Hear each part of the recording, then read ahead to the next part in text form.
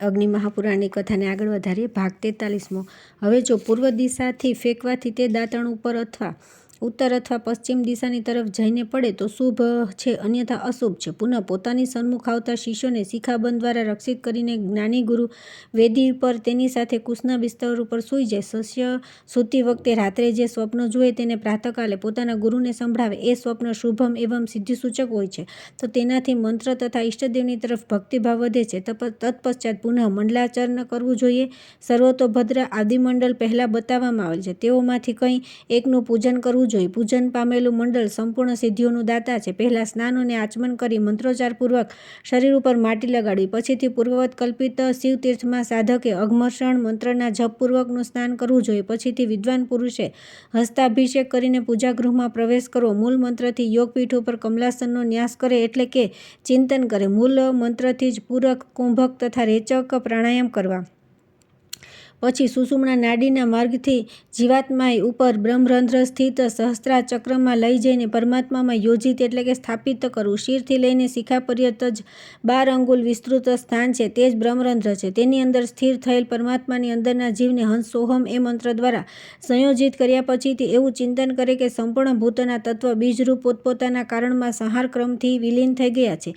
એ પ્રકારે પ્રકૃતિ પર્યંત સમસ્ત તત્વોનો પરમાત્મામાં લય થઈ ગયો છે. વાયુ બીજ દ્વારા વાયુને પ્રગટ કરીને તેના દ્વારા પોતાના શરીરને સૂકવી દેવું. પછી પોતાના શરીરની ભસ્મને અમૃત બીજની ધારાથી અપ્લાવિત કરી દેવી. વિલીન થયેલા પ્રત્યેક તત્વને બીજને પોતપોતાના સ્થાન ઉપર પહોંચાડીને દિવ્ય શરીરનું નિર્માણ કરવું. દિવ્ય સ્વરૂપનું ધ્યાન કરી જીવાત્માને પુનઃ લઈ આવીને હૃદય કમલમાં સ્થાપિત કરી દેવું. એવું કરવાથી આત્મશુદ્ધિ પ્રાપ્ત થાય છે. એ પછીથી ન્યાસ કરીને પૂજન આરંભ કરવું.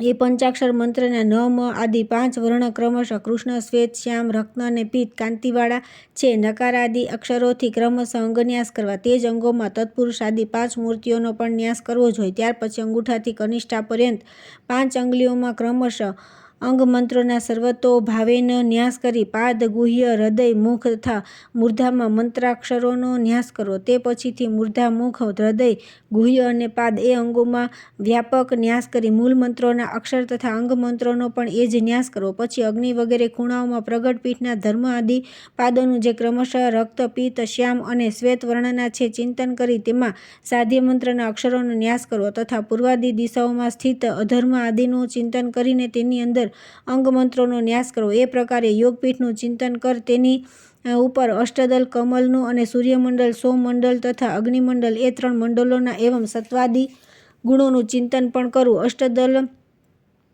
કમલની પૂર્વાદિ દલો ઉપર વામ આદિ 8 શક્તિઓનો તથા કણિકાની ઉપર મનોન્મની શક્તિનો ન્યાસ અથવા ચિંતન કરવું. તે શક્તિઓના નામ આ પ્રમાણે છે: વામ, જ્યેષ્ઠા, રૌદ્રી, કાલી, કલવિકર્ણી, બલવિકર્ણી, બલપ્રથમની, સર્વભૂતમની તથા મનોન્મની. એ સઘળી શક્તિઓ ભયાનક જ્વાલા સ્વરૂપ છે અને તેની કાંતિ ક્રમશઃ શ્વેત, રક્ત, શીત, પિત્ત, શ્યામ, અગ્નિ સદ્રશ, અસિત, કૃષ્ણ તથા અરુણ વર્ણની છે. એ પ્રકારે તેનું ચિંતન કરવું. ત્યાર પછીથી અનંત યોગપીઠય નમઃ તે યોગપીઠની પૂજા કરી હૃદય કમલમાં શિવજીનું આહ્વાન કરવું.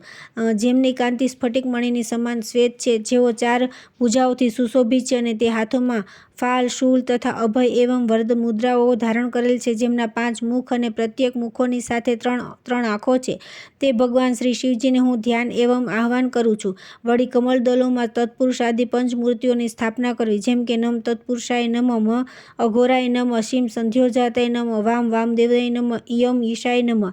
આ તત્પુરુષ ચતુર્ભુજ છે, તેમનો વર્ણ શ્વેત છે, તેમનું સ્થાન કમલના પૂર્વવર્તી દલમાં છે. અઘોરની 8 ભુજાઓ હોય છે અને તેઓની અંગકાંતિ શ્યામ છે, તેમનું સ્થાન દક્ષિણ દલમાં છે. સંધ્યોજાતકના 4 મોઢાઓ છે અને 4 ભુજાઓ છે, તેમનો પીત વર્ણ છે અને સ્થાન પશ્ચિમ દલમાં વામદેવ વિગ્રહની સાથે વિલસિત છે, તેમના પણ મુખ અને ભુજાઓ 4 છે. કાંતિ અરુણ છે, તેમનું સ્થાન ઉત્તરવર્તી કમલદલમાં છે. ઈશાનના 5 મુખ છે, તે ઈશાનદલમાં સ્થિત છે, તેમનો વર્ણ ગોરો છે તથા તેઓ સર્વ મનોકામના પૂર્ણ કરનારા છે. એ પછીથી ઈષ્ટદેવના અંગોનું યથોચિત પૂજન કરવું. ત્યારબાદ અનંત શુદ્ધ સૂક્ષ્મ સિદ્ધેશ્વર અને એક નેત્રનું પૂર્વાદિ દિશાઓમાં પૂજન કરવું. એક રુદ્ર, ત્રિનેત્ર, શ્રીખંડ તથા શિખંડીનું ઈશાનાદિ ખૂણાઓમાં પૂજન કરવું. એ સર્વે વિદ્યેશ્વર છે અને તેનું કમલ આસન છે. એમની અંગકાંતિ ક્રમશઃ શ્વેત, પીત, શીત, રક્ત, ધૂમ્ર, રક્ત, અરુણ અને નીલ છે. એ સર્વે ચતુર્ભુજ છે અને 4 હાથોમાં શૂલ, વજ્ર, બાણ અને ધનુષ લઈ રહે છે. તેના મુખ પણ 4 છે. તે પછી તૃતીય અષ્ટદલ કમલમાં ઉત્તરાદિ દલોમાં પ્રદક્ષિણા ક્રમથી ઉમા, ચંડેશ, નંદીશ્વર, મહાકાલ, ગણેશ્વર, વૃષભ, પુંડરીક તથા સ્કંદનું પૂજન કરવું. પૂર્વાદિ દિશાઓમાં ચતુરસ્ત્ર રેખા ઉપર ઇન્દ્રાદિ દિક્પાલો તથા તેમના અસ્ત્રો વજ્ર, શક્તિ, દંડ, ખડગ, પાશ, ધ્વજ, ગદા, શૂલ, ચક્ર અને પદ્મનું પૂજન કરવું. એ પ્રકારે 6 આવરણો સહિત ઈષ્ટદેવતાની પૂજા કરી ગુરુ અધિવાસી શિષ્યને પંચગવ્યનું પાન કરાવે. પછી આચમન કરી લીધા પછી તેનું પ્રોક્ષણ કરે. તે પછી નેત્રાંત અર્થાત તન શુક્લ વસ્ત્રની પટ્ટીથી નેત્ર મંત્રનું ઉચ્ચારણ કરતા ગુરુએ શિષ્યના નેત્રો ઉપર પાટો બાંધી લેવો. પછીથી તે શિષ્યને મંડપના દક્ષિણ દ્વારમાં પ્રવેશ કરાવે. ત્યાં આસન આદિ અથવા કુશ ઉપર બેઠેલા શિષ્યનું ગુરુ શોધન કરે. પૂર્વોક્ત રીતિથી શરીર આદિ પંચભૌતિક તત્વોનો ક્રમશઃ સંહાર કરીને શિષ્યનો પરમાત્મામાં લય કરી દેવો. પછીથી સૃષ્ટિ માર્ગથી દેચિક શિષ્યનું પુનરુત્પાદન કરવું. તે પછીથી તે શિષ્યના દિવ્ય શરીરમાં ન્યાસ કરી તેને પ્રદક્ષિણાક્રમથી પશ્ચિમ દ્વાર ઉપર લાવી તેના દ્વારા પુષ્પાંજલિનું ક્ષેપણ કરાવવું. પછી શિષ્ય પાસે અર્ચના કરાવી દી. તેના હાથમાં અભિમંત્રિત કુશ આપવું. હૃદય મંત્રોથી પૃથ્વી તત્વો માટે આહુતિ દેવી. પૃથ્વી, જલ, તેજ, વાયુ પ્રત્યેકને 100 આહુતિ આપવી. આકાશ તત્વને મૂળ મંત્ર ઓમ નમઃ શિવાયથી 100 આહુતિ આપવી. એ પ્રકારે હવન કરી ફટનું ઉચ્ચારણ કરી 8 આહુતિઓ આપવી. ગુરુએ શિષ્યને સમાચાર શીખવવા. શિષ્યે સુવર્ણ મુદ્રાથી ગુરુનું પૂજન કરવું. એ પ્રકારે અત્રે શિવ પંચાક્ષર મંત્રની દીક્ષા બતાવી છે. એ પ્રમાણે વિષ્ણુ આદિ દેવતાઓની પણ મંત્રોની દીક્ષા આપી શકાય છે. ત્યાર પછી આવે છે અધ્યાય 305 વિષ્ણુના નામો. શ્રી અગ્નિદેવ કહેવાને લાગ્યા કે હે મુનિ, હવે હું શ્રી વિષ્ણુ ભગવાનના નામોનો મહિમા કહું છું. જે મનુષ્ય ભગવાન શ્રી વિષ્ણુના 55 નામોનો જપ કરે છે તેઓનો ફલભાગી બને છે. પુંડરીમાં પુષ્કરમાં પુંડરીકાક્ષ, ગયામાં ગદાધર, ચિત્રકૂટમાં રાઘવ, પ્રભાસમાં દૈત્યસૂદન, જયંતીમાં જય, હસ્તિનાપુરમાં જયંતવર્ધમાનમાં વરાહ, કાશ્મીરમાં ચક્રપાણી, કુબ્જમાં જનાર્દન, મથુરામાં કેશવદેવ, કુબ્જા અમરકમાં ઋષિકેશ, ગંગાદ્વારમાં જટાધર, શાલગ્રામમાં મહાયોગ, ગોવર્ધન ગિરી પર હરિ, પિંડરકમાં ચતુર્બાહુ, શંખોદ્વારમાં શંખી તેમજ કુરુક્ષેત્રમાં વામન તેમજ વળી અન્ય યમુનામાં ત્રિવિધિકમ, સ્વર્ણતીર્થમાં વિશ્વેશ્વર, પૂર્વસાગરમાં કપિલ, મહાસાગરમાં વિષ્ણુ, ગંગાસાગરમાં સંગમમાં વનમાલ, કિષ્કિંધામાં રેવતક, કષ્ટીતટમાં મહાયોગ, વિરજામાં વિપુંજય, વિશાખયુપમાં અજિત, નેપાલમાં લોકભાવન, દ્વારકામાં કૃષ્ણ, મંદરાચલમાં મધુસૂદન, લોકાકુલમાં રિપુહર, શાલગ્રામમાં હરિનું સ્મરણ કરવું. જેમ કે પુષ્કરે પુંડરીકાક્ષ, ગયાયામ ચ ગદાધરમ, રાઘવમ ચિત્રકૂટે તૃ, પ્રભાસે દૈત્યસૂદનમ, જયમ જયંત્વા તદ્વચ્ચ જયંત હસ્તિનાપુરે, વરાહમ વર્ધમાને ચ કાશ્મીરે ચક્રપાણીમ ઇત્યાદિ. હવે આગળ સાંભળો. હે મુનિ, શ્રી વિષ્ણુના નામોની ભવ્યતા સાંભળો. જેમ કે જનાર્દનં ચ કુબ્જાસ્ત્રે, મથુરાયા ચ કેશવમ, કુબ્જામ્રકે ઋષિકેશ, ગંગાદ્વારે જટાવરમ, શાલગ્રામે મહાયોગમ, હરિ ગોવર્ધન ચાલે, પિંડાકારકે ચતુર્બાહુ, શદ્વદ્વારે ચ સંગીનમ ઇત્યાદિ. શ્રી વિષ્ણુના નામોના સ્થાન સાથેનો અતિ ભાવ ભર્યો ઉલ્લેખ સાંભળો. જેમ કે જનાર્દન ચ કુબ્જાસ્ત્રે, મથુરાયા ચ કેશવમ, કુબ્જામ્રકે ઋષિકેશ, ગંગાદ્વારે જટાવરમ, શાલગ્રામે મહાયોગમ, હરિ ગોવર્ધન ચાલ, પિંડારકે ચતુર્બાહુ, શદ્વદ્વારે ચ સંગીનમ ઇત્યાદિ. શ્રી વિષ્ણુના નામોના સ્થાને સાથેનો અતિભાવભર્યો ઉલ્લેખ સાંભળો. દરેક તીર્થસ્થાનો ઉપર પણ જુદા જુદા નામ સ્વરૂપે શ્રી વિષ્ણુ બિરાજે છે. તેમની અનેક ભવ્યતાનું અદ્ભુત વર્ણન સુનો હે મહામુનિ. અને તે પ્રમાણે શ્રીહરિનું સ્મરણ કરતા રહેવાથી તેમની અદ્ભુત કૃપા સતત સાધક ઉપર વરસતી રહે છે. પુરુષવટમાં પુરુષ, વિમલ તીર્થમાં જગતપ્રભુ, સેંધવારણ્યમાં અનંતક, દંડકારણ્યમાં સારંગધારી, ઉત્પાલવર્તમાં શૌરી, નર્મદામાં શ્રીપતિ, રેવતગીરીમાં દામોદર, નંદામાં જલાશયી, સિંધુસાગરમાં ગોપીશ્વર, મહેન્દ્ર તીર્થમાં અચ્યુત, સહ્યાદ્રી પર દેવ, દેવેશ્વર, માગધવનમાં વૈકુંઠ, વિંધ્યાગિરી પર સર્વપાપહારી, ઓંડ્રમાં પુરુષોત્તમ, હૃદયમાં આત્મામાં બિરાજમાન છે. આ નામો જપ કરનારને ભોગ તથા મોક્ષ દેનારા છે. વટ વૃક્ષ ઉપર કુબેરનો, ચોરાહા ઉપર શિવજીનો, પર્વત ઉપર શ્રી રામનો તથા સર્વત્ર મધુસૂદનના નામનું સ્મરણ કરતા રહેવું. એ ક્ષેત્રોમાં જે જપ, શ્રાદ્ધ, દાન અને તર્પણ કરવામાં આવે છે તે કોટી ગણું બની જાય છે. જેઓનું ત્યાં મૃત્યુ થાય તેઓ બ્રહ્મ સ્વરૂપ બની જાય છે અને શુદ્ધ થઈને સ્વર્ગને પામે છે. ત્યાર પછી આવે છે અધ્યાય 306 શ્રી નરસિંહ વગેરે મંત્ર. શ્રી અગ્નિદેવ કહેવાને લાગ્યા કે હે મુનિ, સ્તંભ, ઉચ્ચાટન, મરણ તથા વ્યાધિ એ ક્ષુદ્ર સંજ્ઞક અભિચારિક કર્મ છે. તેનાથી શી રીતે છુટકારો મેળવવો એ વાત કહું છું, સુણો. સહસ્રાર હુમ ફટ એ મંત્રનો અંગન્યાસ કરો. અંગન્યાસપૂર્વક જપેલા સુદર્શન ચક્ર મંત્ર પૂર્વોક્ત ક્ષુદ્ર સંજ્ઞક અભિચારકો તથા ગ્રહ બાધાઓ હરી લેનારો તથા સર્વ મનોરથો પૂર્ણ કરનારો ઉક્ત સુદર્શન મંત્રના 6 અક્ષરોનો ક્રમશઃ મૂર્ધા, નેત્ર, મુખ, હૃદય, ગુહ્ય તથા ચરણ એ 6 અંગોમાં ન્યાસ કરો. એ પછી ચક્ર સ્વરૂપ ભગવાનનું ધ્યાન ધરવું. વિધિ વિધાનના જ્ઞાતા વિદ્વાન સર્વશાંતિકર વિષ્ણુ ભગવાનના પાર્ષદોને નમસ્કાર કરી બલિની વસ્તુ પ્રત્યેક દિશામાં અર્પિત કરે ને પછી દ્વિજપાસી હોમ કરાવે. દક્ષિણા સહિત 2 વાર કરેલ હોમ ભૂત પ્રેત આદિને બગાડી મૂકે છે. દહીં લગાડેલા પાંદડા ઉપર લખેલ મંત્રાક્ષરો દ્વારા કરેલ હોમ ક્ષુદ્ર રોગોનો નાશ કરે છે. દુર્વાથી હોમ કરવામાં આવે તો આયુની કમલોની આહુતિ આપવામાં આવે તો ઐશ્વર્યને, ગુલકર કાષ્ઠથી હવન કરવામાં આવે તો પુત્રની પ્રાપ્તિ થાય છે. ગૌશાલામાં ઘીના દ્વારા આહુતિ દેવાથી ગૌની વૃદ્ધિ થાય છે. ભગવાન શ્રી નરસિંહનો મંત્ર સમસ્ત પાપોનો નાશ કરનાર છે. તેના જપ આદિ કરવામાં આવે તો તે ક્ષુદ્ર મહામારી, વિષ એવં રોગોનું હરણ કરનારો છે. ચરણીભૂતો ઔષધ વિશેષથી હવન જો કરવામાં આવે તો જલ સ્તંભન અને અગ્નિ સ્તંભન કરનારો છે. ત્યાર પછી આવે છે અધ્યાય 307મો ત્રૈલોક્ય મોહન મંત્ર. શ્રી અગ્નિદેવ કહેવાને લાગ્યા કે હે મુનિ, હવે હું ત્રૈલોક્ય મોહન મંત્રનું વર્ણન કહું છું. તેનાથી ધર્મ, અર્થ, કામ ને મોક્ષ 4 પુરુષાર્થો સિદ્ધ થાય છે. ઓમ શ્રીમ હિમ હુમ ઓમ સચ્ચિદાનંદ સ્વરૂપ પુરુષોત્તમ એ મંત્રનો અર્થ સાંભળો. હે પુરુષોત્તમ, પ્રતિરૂપ આપ સર્વની મનોકામનાને પૂર્ણ કરવાને સમર્થ છો, માટે મારા મનોરથો જલ્દી પૂર્ણ કરો. હે પ્રભુ, રૂકશો નહીં, અટકશો નહીં. જ્યાં સુધી મારો સમગ્ર મનોરથ પૂર્ણ ન થાય ત્યાં સુધી પ્રયત્નશીલ રહો. હુમ ફટ નમ એ પ્રમાણે મૂળ મંત્રયુક્ત અતિ ઉત્તમ વ્યાપક ન્યાસ બતાવવામાં આવેલ છે. પછીથી પૂજન તથા 50,000ની સંખ્યામાં જપ કરી અભિષેક કરવો. એ પછીથી વૈદિક વિધિથી સ્થાપિત કુંડાગ્નિમાં 100 વાર આહુતિ આપવી. દહીં, ઘી, ખીર, સંધૃત ચરુ તથા અટાયેલ દૂધની પૃથક પૃથક 12 આહુતિઓ મૂળ મંત્રથી અર્પિત કરવી. પછીથી અક્ષત, તલ અને જવની 1000 આહુતિઓ આપ્યા પછીથી ત્રિમૂઢ, પુષ્પ, ફળ, દધી તથા સમિધાઓની 100 વખત આહુતિઓ અર્પિત કરવી. આગળ પૂર્ણાહુતિ હોમ કરી હુતાવિષ્ટ સધૃત ચરુનું પ્રાશન કરવું અને કરાવવું. પછીથી બ્રહ્મભોજન કરાવી આચાર્યને ઉચિત દક્ષિણા આદિથી સંતુષ્ટ કરવા. તેમ વિધિવત કરવાથી મંત્ર સિદ્ધ થાય છે. સ્નાન કરીને વિધિવત આચમન કરવું અને મૌન ભાવથી યોગ મંદિરમાં જઈ પદ્માસનથી બેસવું અને તંત્રિકા વિધિ અનુસાર શરીરનું શોષણ કરવું. પહેલાં રાક્ષસો તથા વિઘ્નકારક ભૂતોનું દમન કરવાના માટે સંપૂર્ણ દિશામાં સુદર્શનનો ન્યાસ કરવો. સાથે સાથે એવી ભાવના પણ કરવી કે સુદર્શન અસ્ત્ર 5 કલશોના બીજભૂત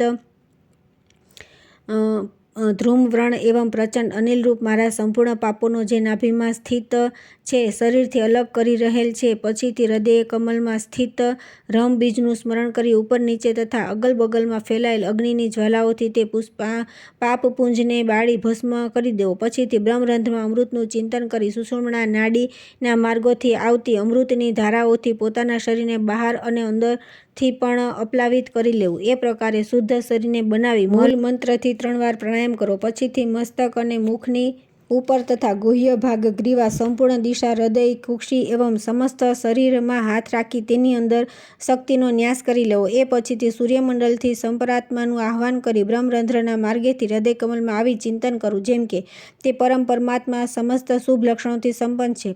પ્રણવના ઉચ્ચારની સાથે સાથે પરમાત્માનું સતત સ્મરણ કરતા રહેવું જોઈએ. તેમના સ્મરણ માટે આ પ્રકારનો ગાયત્રી મંત્ર જાણો, જેમ કે ત્રૈલોક્ય મોહનાય વિદ્મહે સ્મરાય ધીમહિ તન્નો વિષ્ણુ પ્રચોદયાત ઇતિ. પરમાત્માનું અર્ચન કર્યા પછીથી યજ્ઞ સંબંધી દ્રવ્યો અને શુદ્ધ પાત્રનું પ્રોક્ષણ કરવું. વિધિપૂર્વકની આત્મપૂજા કરી વેદી ઉપર તેની અર્ચના પણ કરવી જોઈએ. કુર્મ આદિને રૂપમાં કલ્પિત પીઠ ઉપર કમલ એવં ગરુડના આસન ઉપર બિરાજમાન ત્રૈલોક્ય મોહન ભગવાન શ્રી વિષ્ણુ સર્વાંગ સુંદર છે, તેમજ વયને અનુરૂપ લાવણ્ય તથા યૌવનને પ્રાપ્ત છે. તેમના અરુણભર્યા નયનો મદથી ધૂર્ણિત બનેલ રહેલ છે. તેઓ પરમ ઉદાર તથા સ્મરણથી વિહ્વલ છે. દિવ્યમાલા, વસ્ત્ર તથા અનુલેપ તેમની શોભામાં વધારો કરે છે. મુખ ઉપર મંદ હાસ્ય વિલસી રહ્યું છે. તેઓનો પરિવાર અને પરિકર અનેક છે. તેઓ લોકોની ઉપર ખૂબ અનુગ્રહ કરનારા, સૌમ્ય તથા સહસ્ત્ર સૂર્યની સમાન તેજસ્વી છે. તેઓએ પોતાના હાથોમાં 5 બાણો ધારણ કરી રાખ્યા છે. તેઓની સર્વે ઇન્દ્રિયો પૂર્ણ કામ છે. તેમની 8 ભુજાઓ છે. દેવાંગનાઓ તેમને ઘેરીને ઊભી છે. તેમની દ્રષ્ટિ લક્ષ્મીદેવીના મુખ ઉપર જડાયેલી છે. એવા ભગવાનના સ્વરૂપનું ભજન કીર્તન કરવું. પૂજન અર્ચનને સ્તુતિ કરવી. તેમના 8 હાથોમાં ક્રમશઃ ચક્ર, શંખ, ગદા, ધનુષ, ખડગ, મુસલ, અંકુશ અને પાસ વગેરે અનેકવિધ શોભામાં વધારો કરે છે. આહ્વાન આદિના દ્વારા તેમની અર્ચના કરી અંતમાં તેમનું વિસર્જન કરવું જોઈએ. અન્ય રીતે પણ ચિંતન કરવું. શ્રી ભગવાન વિષ્ણુએ પોતાની પાસે શ્રી લક્ષ્મીજીને બેસાડેલા છે અને તેઓ પોતાના પતિનું અનુકરણ કરે છે. તેમના ડાબા હાથમાં કમલ છે, તેમજ શ્રી વસ્ત્ર તથા કૌસ્તુભથી સુશોભિત છે. ભગવાનના ગળામાં વનમાલા છે અને શરીર ઉપર પીતાંબર શોભી રહેલું છે. એ પ્રકારે ચક્ર આદિ આયુધોથી સંપન્ન શ્રી હરિનું પૂજન કરવું. ઓમ સુદર્શન મહાચક્રરાજ એ મંત્રથી સુદર્શન ચક્રનું પૂજન કરવું. ઓમ મહાજલજરાય એ મંત્રથી શંખની પૂજા કરવી. મહાખડગ તીક્ષ્ણ એ મંત્રથી ખડગની પૂજા કરવી. તેવી જ રીતે ધનુષની પણ તેના મંત્રથી પૂજા કરવી. પછીથી ભૂતગ્રામ ગાયત્રી મંત્ર છે, જેમ કે ઓમ ભૂતગ્રામાય વિદ્મહે ચતુર્વિદ્યાય ધીમહિ તન્નો બ્રહ્મ પ્રચોદયાત. પછી મુસલ મંત્રની પૂજા કરવી. પાશબંધના મંત્રથી પાશનું પૂજન કરવું. અંકુશના મંત્રથી અંકુશનું પૂજન કરવું. શ્રી ભગવાનની ભુજાઓમાં સ્થિત અસ્ત્રોનું અસ્ત્ર સંબંધિત મંત્રોથી એ પ્રમાણે પૂજન કરી લેવું. દરેક કાર્ય ક્રમ પ્રમાણે શાંતિથી વિધિવત કરતા રહેવું. યોગ્ય ગુરુની આજ્ઞા હેઠળ કાર્ય કરવું. ઓમ પક્ષીરાજાય હુમ ફટ એ મંત્રથી પછીથી પક્ષીરાજ ગરુડની પૂજા કરવી. કર્ણિકામાં પહેલા અંગ દેવતાઓનું વિધિવત પૂજન કરવું. પછીથી પૂર્વ આદિ દલોમાં લક્ષ્મી આદિ શક્તિઓ તથા ચામરધારી તાક્ષી આદિની અર્ચના કરવી. શક્તિઓની પૂજાઓનો પ્રયોગ છેવટે કે અંતમાં કરવો જોઈએ. સૌથી પ્રથમ દેવેશ્વર ઇન્દ્ર આદિ દંડી સહિત પૂજનીય છે. લક્ષ્મી અને સરસ્વતી પીતવર્ણના છે. રતિ પ્રીતિ અને જયા એ શક્તિઓ શ્વેતવર્ણના છે. કીર્તિ તથા કાંતિ શ્વેતવર્ણના છે. તુષ્ટિ તથા પુષ્ટિ એ બંને શ્યામવર્ણના છે. તેમાં સ્મરાભાવ ઉદિત રહે છે. બ્રહ્માજી તથા દિક્પાલ પર્યંત દેવતાઓની પૂજા કરી અભિષ્ટ અર્થની સિદ્ધિ માટે ભગવાન શ્રી વિષ્ણુનું પૂજન કરવું જોઈએ. નિમ્ન અંકિત મંત્રોનું ધ્યાન તથા જપ અવશ્ય કરવા જોઈએ. તેમના દ્વારા હોમ અને અભિષેક પણ કરવો જોઈએ. મંત્ર આ પ્રમાણે છે. ઓમ શ્રીમ ક્લીમ હિમ હુમ ત્રૈલોક્ય મોહનાય વિષ્ણવે નમઃ એ મંત્ર દ્વારા પૂર્વવત પૂજન આદિ કરવાથી સાધક સંપૂર્ણ રીતે કામનાઓને પ્રાપ્ત કરી લે છે. જલ તથા સમોહની વૃક્ષના પુષ્પ દ્વારા ઉક્ત મંત્રથી નિત્ય તર્પણ કરવું. બ્રહ્મા ઇન્દ્ર શ્રી દેવી દંડી બીજ મંત્ર તથા ત્રૈલોક્ય મોહન વિષ્ણુનું પૂજન કરી ઉક્ત મંત્રના 3 લાખ જપ કર્યા પછીથી કમલ પુષ્પ બિલ્વપત્ર તથા ઘીથી 1 લાખ હોમ કરવા. ઉક્ત હવન સામગ્રીમાં ચોખા, ફળ, સુગંધિત ચંદન આદિ દ્રવ્ય અને દુર્વા પણ મેળવી લે. તેઓ સર્વેના દ્વારા હવન કર્મ સંપાદિત કરી મનુષ્ય દીર્ઘાયુની ઉપલબ્ધિ કરે છે. તે જપ, અભિષેક તથા હોમાદિ ક્રિયાથી સંતુષ્ટ થઈ ભગવાન વિષ્ણુ ઉપાસકને અભિષ્ટ ફળ પ્રદાન કરે છે, તે અવશ્ય જાણવું. ઓમ નમો ભગવતે વરાહાય ભૂર્ભુવસ્વ પતયે ભૂતપતયે મે દેહી દાપય સ્વાહા એ વરાહ ભગવાનનો મંત્ર છે. એવી રીતે પ્રચાન્યાસપૂર્વક વરાહ મંત્રનો પ્રતિદિન 10,000 વાર જપ કરવાથી મનુષ્ય દીર્ઘ આયુષ્ય તથા રાજ્યને પ્રાપ્ત કરી શકે છે. ત્યાર પછી આવે છે અધ્યાય 308મો ત્રૈલોક્ય મોહિની લક્ષ્મી મંત્ર. શ્રી અગ્નિદેવ કહેવાને લાગ્યા કે હે મુનિ, હવે હું ત્રૈલોક્ય મોહિની લક્ષ્મી મંત્ર કહું છું. આ શ્રી દેવીનો મંત્ર છે. શ્રી મંત્રના 9 અંગન્યાસ બનાવેલ છે. પદ્મક્ષાલી માલાથી તે મંત્રોના 1 કે 3 લાખ મંત્રોના જપ શ્રી વિષ્ણુના દેવાલયમાં કે શ્રી દેવીનું પૂજન કરીને કરવાથી ધનની પ્રાપ્તિ કરાવી શકે છે. ખદીર કાષ્ઠથી અગ્નિમાં ઘીવાળા તાંડુલોની 1 લાખ આહુતિઓ અર્પિત કરવી. તેનાથી રાજા પણ એક કાળે વશીભૂત બની જાય છે. તેમજ લક્ષ્મીની ઉત્તરોત્તર વૃદ્ધિ થતી રહે છે. શ્રી મંત્રથી અભિમંત્રિત સરસ જલથી અભિષેક કરવાથી સર્વ પ્રકારની ગ્રહ બાધા અને નડતરો ઉપદ્રવ શાંત પડે છે. 1 લાખ બિલ્વફળનો હોમ કરવાથી લક્ષ્મીની પ્રાપ્તિ અને ધનની વૃદ્ધિ થાય છે. સાધકે 4 દ્વારોથી યુક્ત નિમ્ન અંકિત શક્રવેશ્મનું ચિંતન કરવું. પૂર્વ દ્વારની ઉપર ક્રીડામાં સંલગ્ન બંને ભુજાઓને ઉપર ઉઠાવી શ્વેત કમલને ધારણ કરનારી શ્યામવર્ણી વામનાકૃતિ બાલાકીનું ધ્યાન ધરવું. દક્ષિણ દ્વારે ઉપર ઉઠાવેલ એક હાથમાં રક્તકમલ ધારણ કરનાર વાલી હરિતવર્ણા વિભીષિકા નામવાળી શ્રીદૂતીનું ધ્યાન ધરવું. ઉત્તરના દ્વારા ઉપર શાંકરીનું ધ્યાન ધરવું. શક્રવેશ્મની મધ્યમાં અષ્ટદલ કમલનું નિર્માણ કરવું. કમલદલો ઉપર ક્રમશઃ શંખ, ચક્ર, ગદા અને પદ્મ ધારણ કરેલા વાસુદેવ, સંકર્ષણ, પ્રદ્યુમ્ન અને રૂદ્રનું ધ્યાન ધરવું. તેની અંગ કાંતિ ક્રમશઃ અગ્જન, દુગ્ધ, કેસર અને સુવર્ણની સમાન છે. તે સુંદર વસ્ત્રોથી વિભૂષિત છે. તે અષ્ટદલ કમલના આગ્નેય આદિ દલો ઉપર ગુગલ, ફૂટક, દમગ અને સલીલ નામના દિગ્ગજોની ધારણા કરવી. એ ચારેય સ્વર્ણ કલશોને ધારણ કરનારા છે. કમલની કર્ણિકામાં શ્રીદેવનું સ્મરણ કરવું. તેઓ 4 ભુજાઓથી યુક્ત છે. તેઓની અંગકાંતિ સૂર્ણ સમાન છે. તેના ઉપર ઉઠેલા બંને હાથોમાં કમલ છે તથા દક્ષિણ હસ્તમાં અભય મુદ્રા અને ડાબા હાથમાં વર મુદ્રા સુશોભિત થઈ રહેલ છે. તે શુભ એવં સુવાસિત વસ્ત્ર તથા ગળામાં એક શ્વેત માલા ધારણ કરેલ છે. તે શ્રીદેવીનું ધ્યાન એવં સપરિવાર પૂજન કરી મનુષ્ય સર્વ મનોરથ પ્રાપ્ત કરી લે છે. પૂર્વોક્ત ઉપાસના સમયે દ્રોણપુષ્પ, કમલ અને બિલ્વપત્રને શિર ઉપર ધારણ કરવું નહીં. પંચમી અને સપ્તમીના દિને ક્રમશઃ લવણ અને આમલનો પરિત્યાગ કરવો. સાધકે ખીરનું ભોજન કરી શ્રીસૂક્તના જપ કરવા તથા શ્રીસૂક્તથી શ્રીદેવીનો જપ અભિષેક કરવો. આહવાનથી લઈ વિસર્જન પર્યંત સર્વ ઉપચાર અર્પણ શ્રીસૂક્તની ઋચાઓથી કરતા જવું અને ધ્યાનપૂર્વક શ્રીદેવીનું પૂજન કરવું. બિલ્વ, ધૃત, કમલ અને ખીર એ વસ્તુ એકી સાથે અથવા તો અલગ અલગ પણ શ્રીદેવીના નિમિત્તે હોમમાં ઉપયુક્ત છે. આ હોમ લક્ષ્મીની પ્રાપ્તિ એવં વૃદ્ધિ કરનારો છે.